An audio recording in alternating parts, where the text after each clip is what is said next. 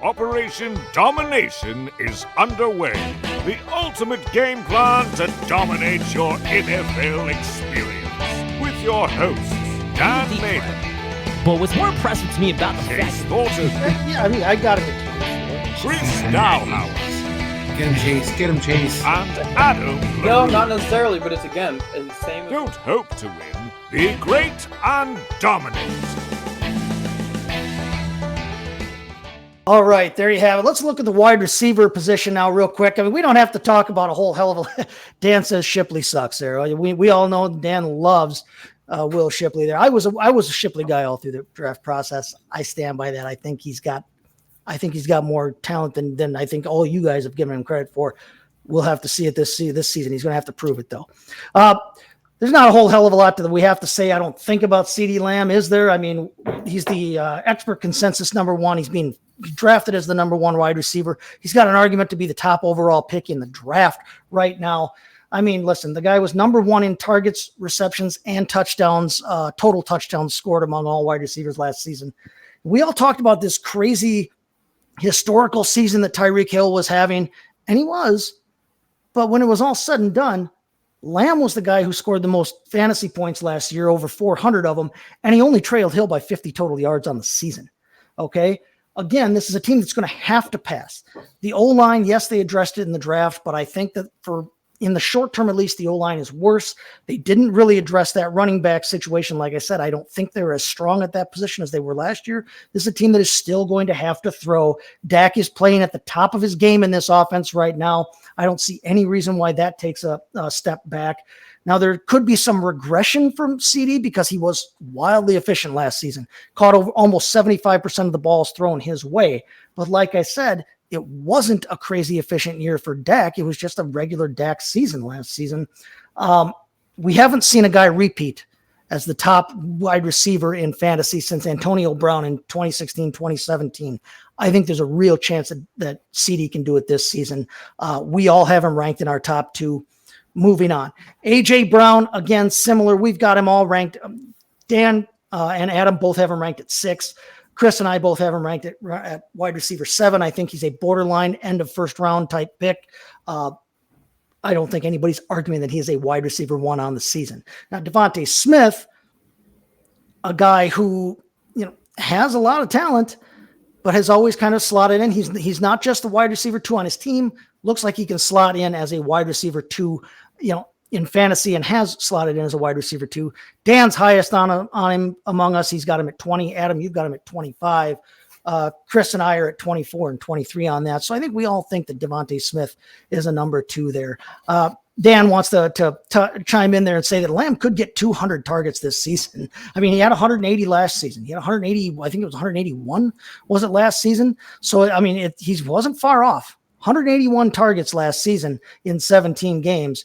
You give him one more target per game, and he's knocking on the door of 200 targets. It's crazy. One of the lock bets of the night, Dan says, is that CeeDee Lamb will be higher than 1399 and a half receiving yards. So he thinks that he hits 1,400 receiving yards. I'm not inclined to argue with that. Moving on, other wide receivers in this division. Terry McLaurin. There's a little bit of a split here between us. Dan and Chris both have him ranked at 25. Adam, you and I have him at 30 and 31 here. Chris, you got any reason why why you're a little more excited? I thought I was kind of big on Terry McLaurin, honestly, coming into this season, but you seem to be a little more excited. What's got you excited about Terry McLaurin? Where you see him at wide receiver 25 this season? I think he's really a strong receiver 2 option, a guy that we've seen have horrible, and I mean horrible, quarterback play for most of his career, and still somehow is productive. He doesn't always blow you away with the statistics in the season. He's very consistent. If he gets to decent, like I talked about this before, I'm not as in love with Jaden Daniels as most people are, but I'm not down on Jaden Daniels per se either. And I think this guy can throw the ball to, especially his receiver 1.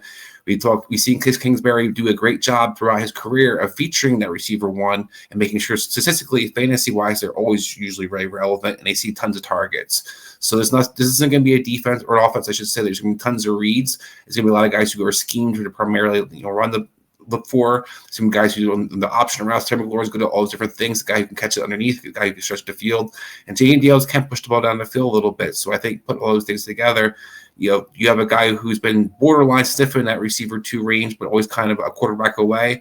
He's got a decent quarterback play, an offensive coordinator who's going to feature that receiver 1, like Terry McLaurin, pretty consistently week in, week out.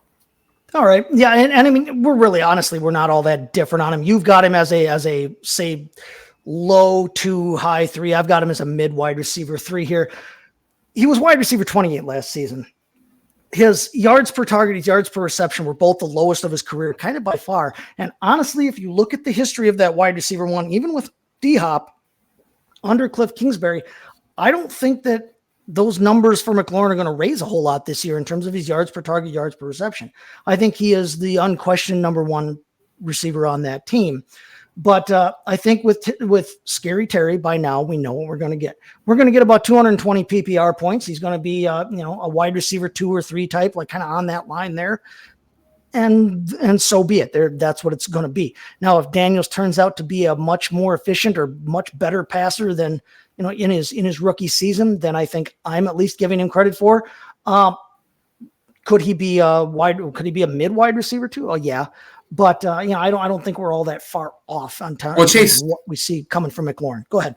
What Dan just kind of put in the chat, you talked about Sam Howell's completion percentage at 32% last year. Yes. Jeremy McLaurin having one of the lowest, having a 3% number last year. So I think, maybe you question J.D. Daniels' ability to throw the ball this year, but you think he's going to be that pathetic? I mean, we're not talking about I don't think he's going to be pathetic. We're not talking about what we saw last for Sam Howell. This is actually a pretty decent quarterback. I'm talking about the average depth of target, the average depth, the average yards per target and per reception of number 1 wide receivers under Cliff Kingsbury and Cliff Kingsbury's pro style offense is not a whole lot different than what we saw out of McLaurin last season. And that was by far the lowest numbers in those 2 categories of McLaurin's career. I don't think it's anything to do with the fact that Daniels can't throw the ball or won't throw the ball. And maybe because he does have a guy that can throw the deep ball, Kingsbury dials things up a little farther down the field this year.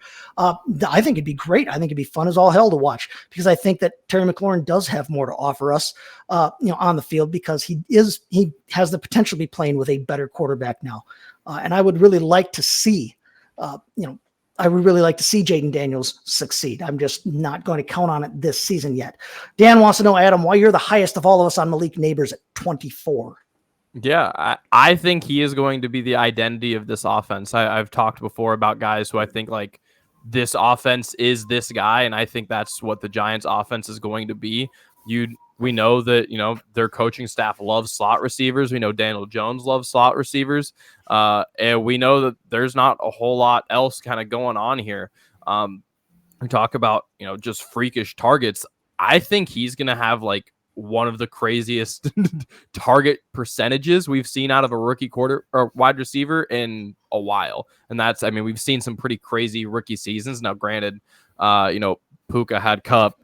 Jamar had T already. Like, these guys that have had these crazy rookie seasons have had other guys around them, Thielen and Justin Jefferson as well. But man, I just think from a target perspective, at some point, like even if it's completely inefficient because the quarterback sucks, because the team sucks, at some point the targets just have to matter. And Adam, I think he's going to break 150. Real quick, do you think, looking at like Drake London last year, Deontay Johnson at Pittsburgh, the quarterback, not being good, can it really hold down some of these guys, even if you're supposed to get that target share? I think he's better after the catch than Deontay, which I do think is the better comparison. I don't think Drake London is someone who, can do kind of, it is in that same archetype where the targets are going to matter as much. I need Drake London to get in the end zone. I don't necessarily need my PPR type guys to get in the end zone as much. My Deontay's, my neighbors. And Dan, I don't hate the under on receiving touchdowns because we all know Daniel Jones isn't breaking 20. I can tell you that right now. He's probably like, if he hits 15, we're all excited about Daniel Jones. But again, I just think, especially like in a half point PPR, full point PPR, and standard, he's probably worth nothing. But Neighbors is going to get enough targets that I'm willing to talk about him in the low end wide receiver 2 to the high end wide receiver 3 category. Do they run him at X or do they put him in the slot? I know they have 800 other slot receivers. Do they run him in the slot or because he's good after the catch, or do they run him at the X? I think at the very least he's moving between all of them. I think he will take the bulk of his snaps between the slot and flank. I'm sure he will play some X. I think they're going to move him around, but I think that he's going to do a really good job as the slot. Quick hitters real quick. Jahan Dotson, Luke McCaffrey, who becomes a wide receiver 2 for the Washington Commanders, and what kind of fantasy value do you expect them to have? I'll go first real quick. I think it's Dotson. I think he's a wide receiver 5. Go ahead, Chris. Dotson. Yeah, other two, I would go Dotson. I'm going to go Dotson for the bulk of the season. I could see McCaffrey getting into that job towards the end of the season, but I don't think functionally it matters for fantasy outside of like deep benches and dynasty. Right. I'm not worried. I'm not necessarily targeting either one of these dudes, best ball, redraft or otherwise. Down in Dallas, Brandon Cooks, Jalen Tolbert, same question. Who becomes the wide receiver 2 for that team? What kind of fantasy value do they have? Again, I'm going with Cooks. I'm going with the incumbent, the guy who has held that number 2 position for them for the last year. I like Jalen Tolbert longer term, possibly, but I think Cooks holds on to it, and I think he's a wide receiver 4, wide receiver 5 type. I have him ranked at 55 right now. Adam, we'll go to you next. Cooks or Tolbert? Not only do I think it's Cooks, I would not be shocked if, quote unquote, someone from the field passes Tolbert. I don't think Tolbert's very good, and I haven't seen any inclination from Dallas that they're like in love with the development of Tolbert. Not even the fact that Brandon Cooks was talking his ass up last week, saying he thought Jalen Tolbert looked ready to go. Hey, that's training camp for you. Dan says, shut your mouth, Adam. All right, Chris, how about you? Brandon Cooks, Jalen Tolbert, who ends up the wide receiver 2, and where are they at? I think it's Brandon Cooks, and it doesn't matter. I agree with that sentiment, by the way. All right.